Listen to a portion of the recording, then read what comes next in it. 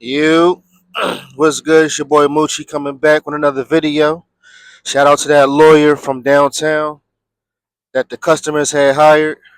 Now we get to go back to the original work schedule sooner as next week. About to start my day in like 5 or 10 minutes. Um, I can't work 40 hours. I don't live above my means or nothing like that, but I got a family. You know what I'm saying? And these bills got to get paid. You know what I'm saying? How about that game though last night?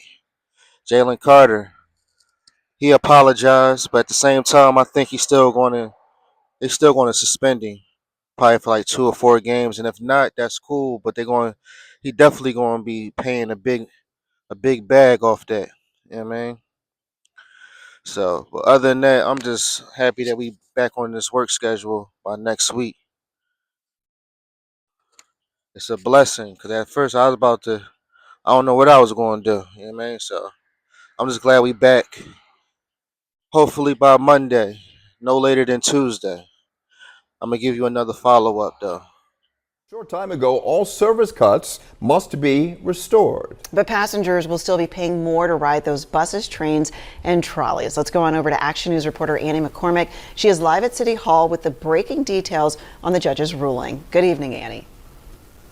Good evening, Tam. And the judge just issued her order a short time ago, ordering Septa to reverse all of those service cuts. This is how the order reads. Now, Septa must stop from implementing service cuts, which include bus route eliminations, regional rail eliminations, service reductions, special service eliminations, including that sports express trains we've been talking about this week, curfews, paratransit route eliminations or reductions, and also station closures. The order does not include the 21.5% fare hike. So as we understand the order, fare hikes will go into effect. Now, when Septa enacted cuts August 24th, it was a 20% reduction in service on buses, trains, and trolleys. Then they were supposed to begin fare hikes this past Monday, but last week's emergency injunction that was granted by the same judge stopped that, and it also stopped regional rail cuts supposed to happen